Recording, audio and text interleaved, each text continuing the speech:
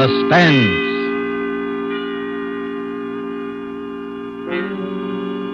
This is the Man in Black, here again to introduce Columbia's program, Suspense. Our starring Hollywood cast of characters reads as follows for tonight. As Aunt Julie, one of those stark, severe, and terrifying women who is encountered ever so often along the grimmer outposts of the American countryside, Miss Agnes Moorehead.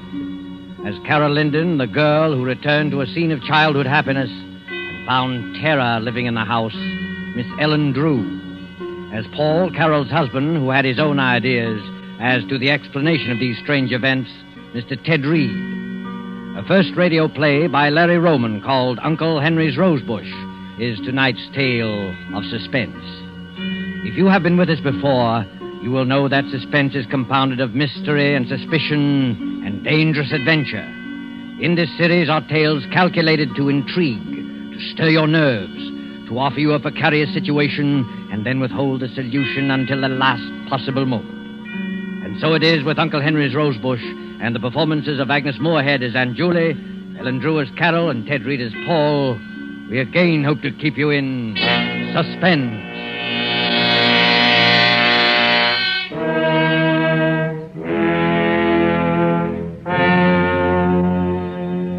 I shall tell you the story exactly as it happened. There's no use pretending.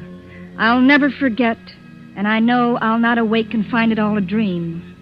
It's real, and for the rest of my life, I shall know it's real.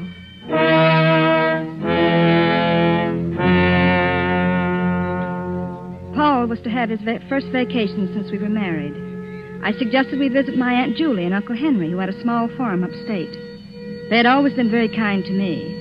When I was a child, I used to spend my summer vacations with them. They loved children. I've often wondered why they never had any of their own. Some time ago, I'd lost track of them. They had never seen Paul, and I was certain they'd like to. Paul said it would be fine. We'll surprise them, I thought. We were the ones who were surprised.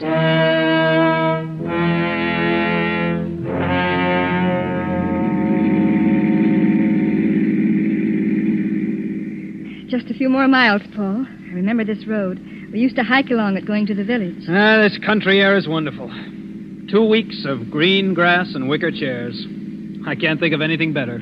Oh, you'll love Aunt Julie and Uncle Henry. They live alone, quiet and peaceful. It'll be quite a change from the city. Yeah. Now, they must be happy together. Oh, they are, but they're lonely. Smooth lawns and orchards. And flowers. Uncle Henry planted huge rose bushes around the porch. Every night as I crawled into bed, he used to bring me a rose. They're his favorite flowers. Vacation, here we come. Come on, car, let's go.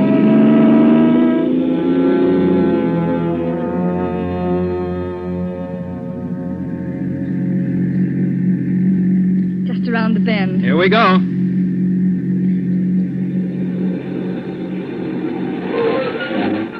There it is. Carol, look. Why, Paul. Are you sure this is the place? Yes, but all the weeds and the broken shutters. Looks as though it's been neglected for months. I don't understand. Yeah, perhaps it's deserted. Oh, but it can't be. It's their home. Oh, come on. Let's go up and see.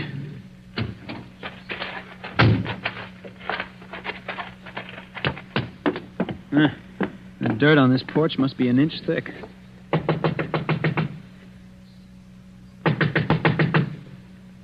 No answer. Nobody here. Look, Paul, over there at the end of the porch. The rosebush. Uncle Henry's rosebush. Why, it's trimmed and neat. It's the only thing that seems to be taken care of. Oh, then somebody must be here. Maybe they can tell us what happened to Aunt Julie and Uncle Henry. Knock again. Someone's coming. Well? We're looking for a Mr. and Mrs. Connors. They used to live... Why, Aunt Julie, I didn't recognize you. But it's me, Aunt Julie. It's Carol. I wasn't expecting you. Paul's vacation. We thought we'd spend it here. Well, you've been asking for us for years. This is Paul, my husband. Carol's told me so much Why about did you come? What? I said, why did you come? Well, aren't you glad to see us? Aunt Julie, something's happened. Nothing's happened. Oh, but it did. Tell me, Aunt Julie, we'll help. Well, of course we will. You shouldn't have come. Well, Carol, if she doesn't want us, let's go. No, Paul. This isn't like you, Aunt Julie. Something dreadful has happened, I know it. Go, Carol. Please go. Listen, if it's money, Aunt Julie, well, we haven't got too much, but you're welcome to I it. tell you, nothing's wrong. Oh, but there must be. This house... You're her husband. I'm asking you to take her and go away. Oh, Come on, Carol. We're not wanted. Let's go. we're going to stay. Well, there you are. She's your niece, and you know how stubborn she can be. We're going to stay. Where's Uncle Henry? I say, where's Uncle Henry? He's not here. Oh, but where is he? He's not here. Isn't that enough? Oh, when'll he be back? He won't be. Oh, but Aunt Julie... He won't ever be back. I stood there bewildered. Aunt Julie had run out of the room. Oh, perhaps she was crying. I don't know. I just knew that Uncle Henry was gone. He had left her. It seemed strangely impossible. They'd always been so happy. So supremely happy that it seemed that the only thing that could separate them on this earth was death. And now this. I couldn't believe it. Paul and I walked into the living room. It was almost as dusty as the outside. The curtains were dirty, the floor littered with old newspapers. The entire room showed the same signs of neglect as the outside. And when I recalled how neat Aunt Julie had always been with her housework, a feeling of apprehension crawled up my back. Frankly, I was frightfully worried, and I could tell by the look on Paul's face that he was worried, too. I don't like it, Paul. There's something strange here. Yeah. I never saw a house in such a mess. It's not just the house. It's more than that. Something much more. I'm sure of it. Well, really, Carol, it's none of our business, don't you? Well, perhaps not, but you don't know Aunt Julie like I do. She'd never ask for help. No matter how much she needed it. I'm just not trying, Paul. I suppose you're right. They've always been so kind to me. I've got to help them. But how can we, Carol? Why, we don't even know what's wrong. They were always so happy together. Somehow I can't believe they've broken up. Something else has happened. Something terrible. And I'm going to stay until I find out what. Well, in that case, we better find a place to sleep. All the bedrooms are upstairs. Come on. Right. Wow. Look at the dust on the banister. I bet this place hasn't been cleaned in a month. Paul. Huh? Did you see the way she looks? Yeah. Gee, her face seems completely wrinkled with worry. No wonder I didn't recognize her. She seems much older and frightened. Well, do you think she's ill? I don't know. I wish I did. Wow, look at that hall. Gloomy and dirty. Where do these doors go to? Well, that one's to Aunt Julie's room, and this one's Uncle Henry's. The one across the way is the spare. I guess that's ours. Well, let's go in. Wow. What a mess. Well, might as well get busy cleaning. Yeah, there's nothing like a good round of house cleaning before supper. Paul, so long as Uncle Henry's not here, maybe we can take his room. It's got an adjoining door to Aunt Julie's, and then in case she needs us, we'll be near. Okay. It doesn't matter to me which room we clean. Let's go. Here. It's this one over here.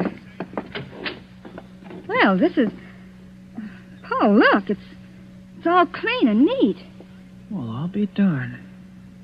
It's the only clean place in the whole house. I don't understand. Every room is inches in dirt, except this one. The outside is completely neglected. Except the Rosebush. Uncle Henry's room and Uncle Henry's Rosebush. I don't get it. Well, look, on the dresser there.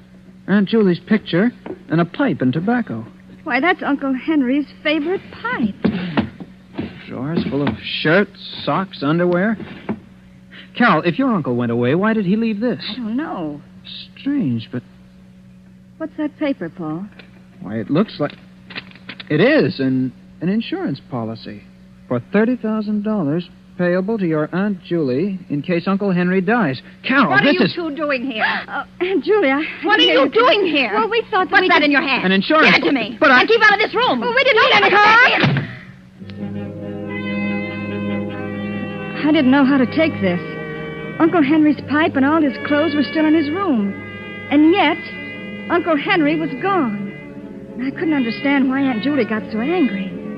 I looked to Paul for an explanation. I could tell he had something on his mind, but I didn't dare ask him what it was, and he didn't say. After Aunt Julie's outburst, we went back to the spare room and cleaned it. Then we washed and started downstairs for supper. Watch your step, Carol. These aren't the strongest-looking stairs. I'll be all right. Paul, what do you make of Aunt Julie's behavior? Frankly, Carol, I'm worried. I'm frightened. May as well admit it. There's something strange here that frightens me to death.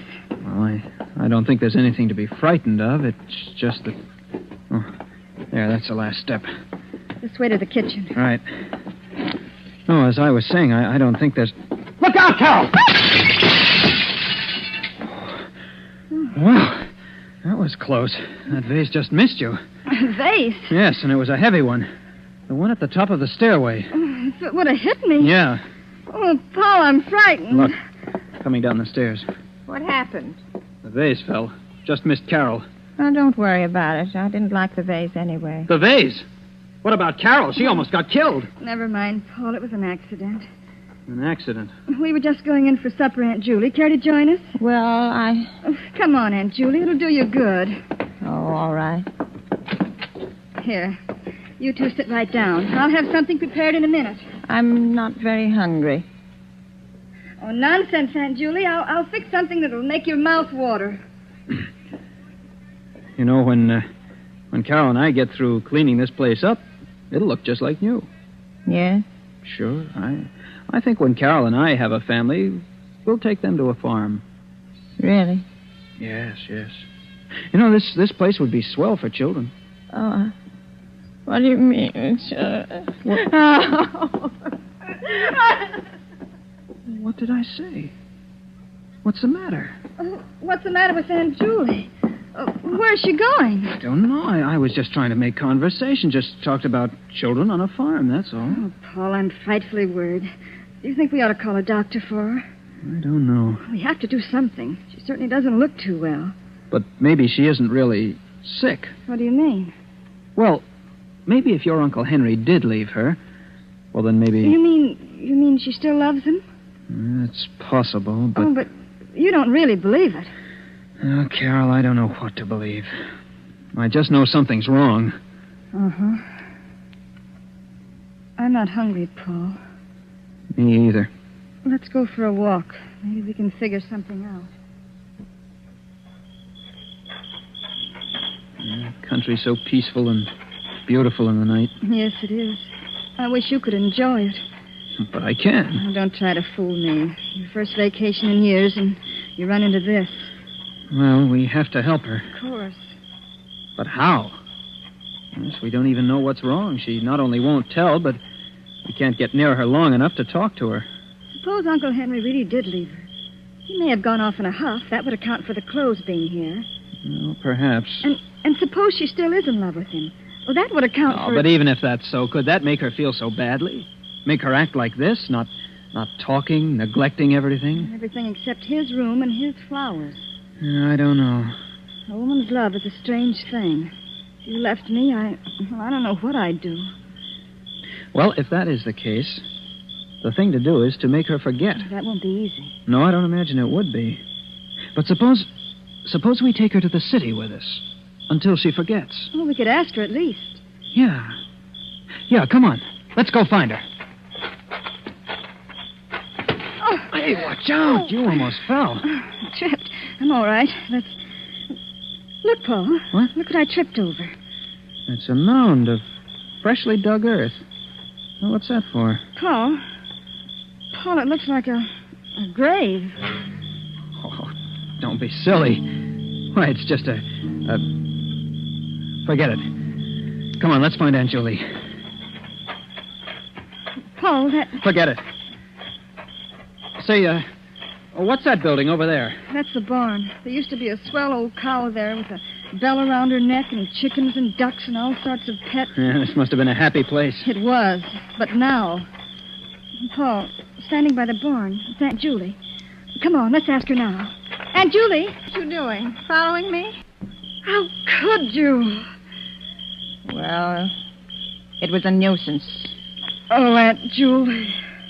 Oh. A cat. with its neck wrung. This was the first indication of Aunt Julie's ruthlessness. It seemed so unlike the Aunt Julie that I knew. She was always kind. But there was no mistaking the anger in her eyes as she stood there in the dim moonlight, the strangled cat in her hands. She killed it, she said, because it was a nuisance. If she could do that, what else was she capable of doing? Paul and I went into the house. We went upstairs and put the finishing touches in our room and went to bed. I couldn't sleep. And as I watched the moon make its slow, solitary way across the heaven, I kept thinking, Paul and I are also a nuisance. Paul and I are also a nuisance.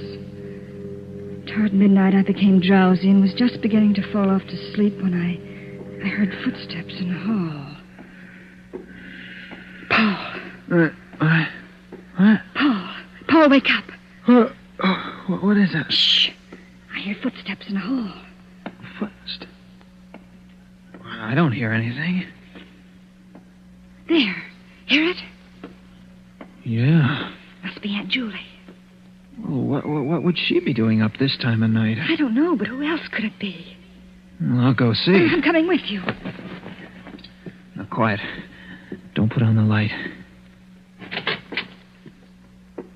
I can't see. Oh, yes. Now I can. It is Aunt Julie. She's walking down the hall. I think she's coming this way. Quiet. Shh. I think she's... What's she got in her hand? Looks like a scissors. Scissors? Yes. What would she be doing with... Carol, she's coming this way. Oh. Get back in bed, quick. What? Get in bed. All right, now, quiet.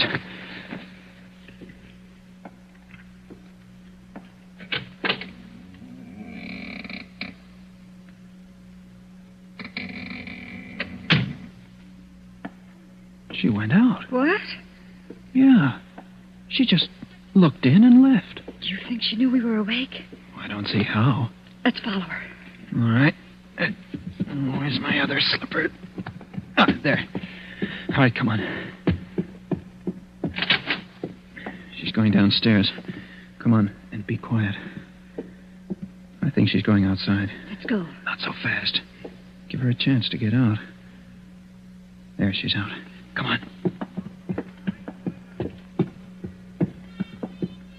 Look, Paul. She's cutting a bunch of roses off the bush. She's taking them around to the back of the house. Come on. Here. Now get down behind this bush. Look, Paul. She's going over to that mound and placing the roses on it. Paul. Shh. But, Paul, it looks like... Quiet, Carol. She's kneeling beside it. Now she's getting up and coming back. Get down.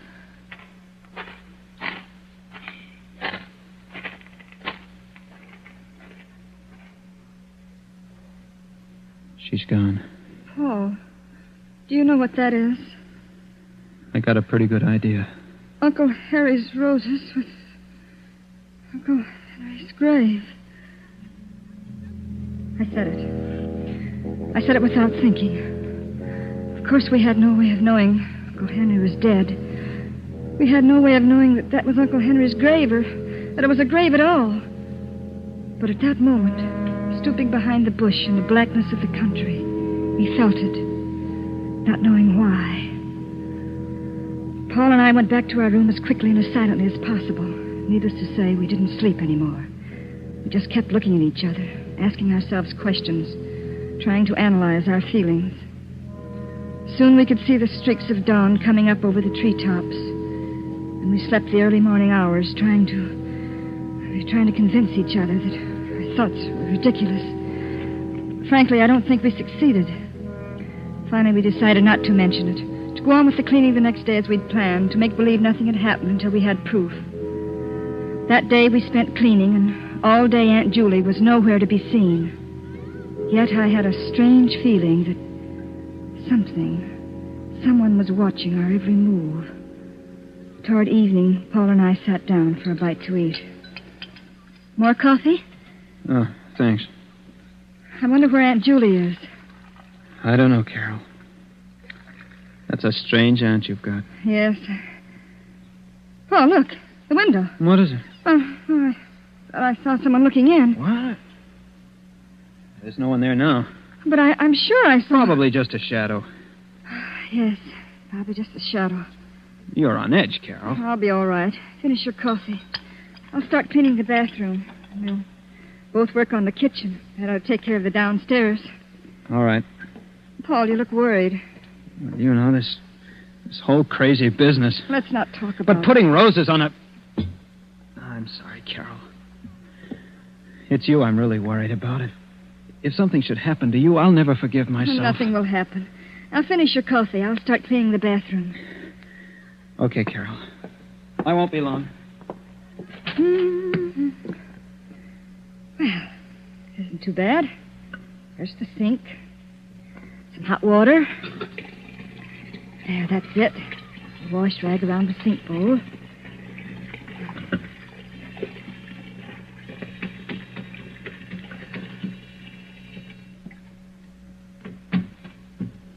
Oh, dear. Just the wind. Guess I'm getting jumpy. This place won't be half bad when it's clean. The medicine chest. Clean the mirror. And the shelves. Oh. What? Paul? Paul? What is it, Carol? Come here. What is it, Carol? What's the matter? Look. Here in the medicine chest. Where?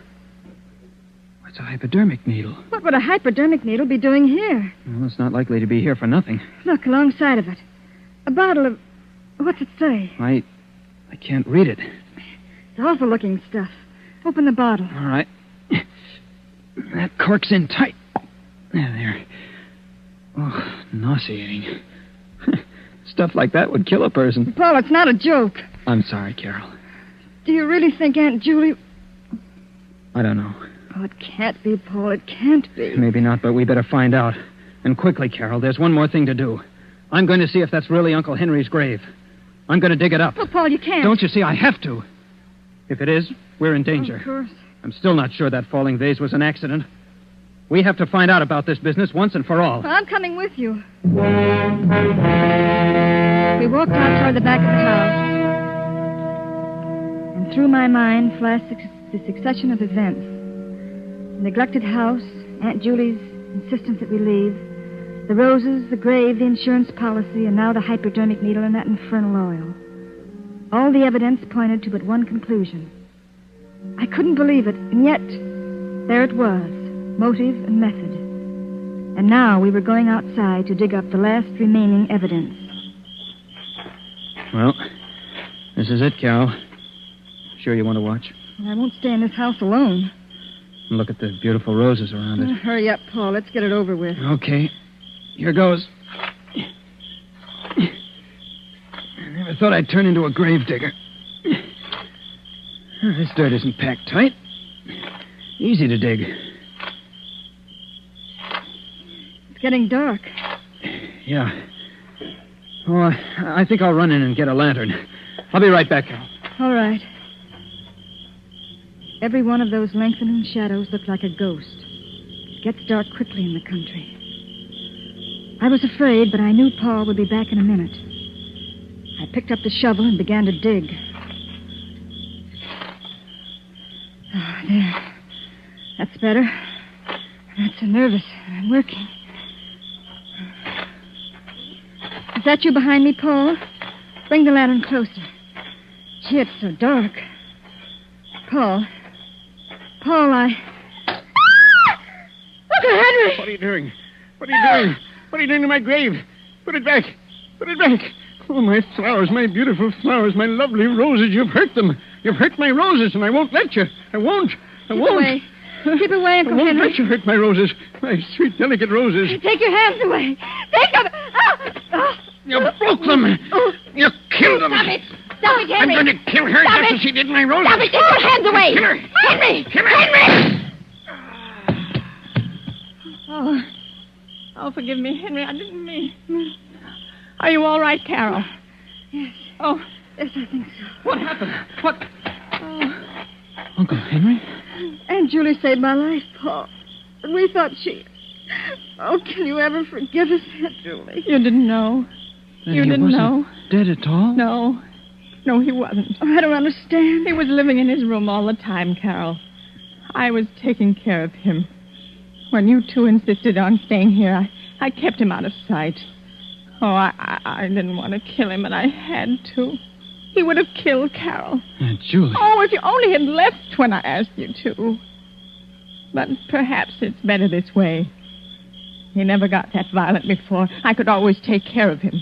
The hypodermic needle and the sedative calmed him when he got a little wild, but then when I saw him strangle the cat, I knew he was getting completely out of hand. Yes, it's better this way. He's better off dead. Poor Uncle Henry. The grave and the roses were a whim of his. A whim. And look, he fell right in his own grave.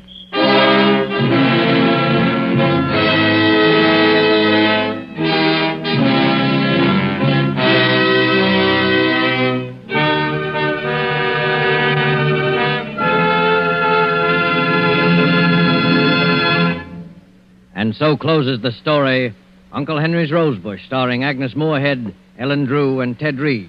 Tonight's tale of Suspense.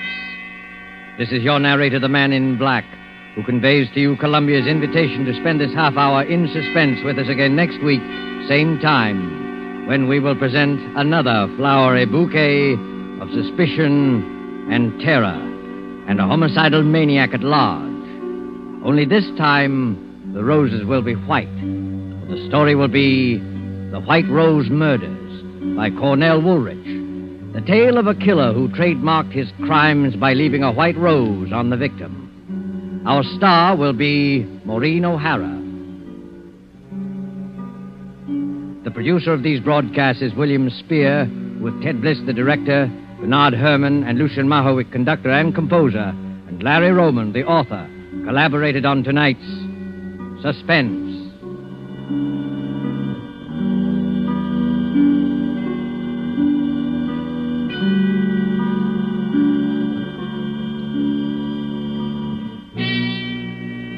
This is CBS, the Columbia Broadcasting System.